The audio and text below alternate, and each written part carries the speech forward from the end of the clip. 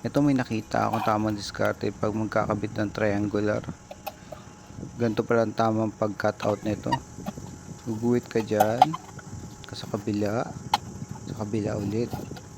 Tapos kukunin mo, guhit pa pala ulit, yung ika-cut out mo. Kunin mo yung kalahati niyan, lagay mo doon, marking ulit sa kabila. Nakuha mo yung kalahati na yun, gawa ka na straight line doon.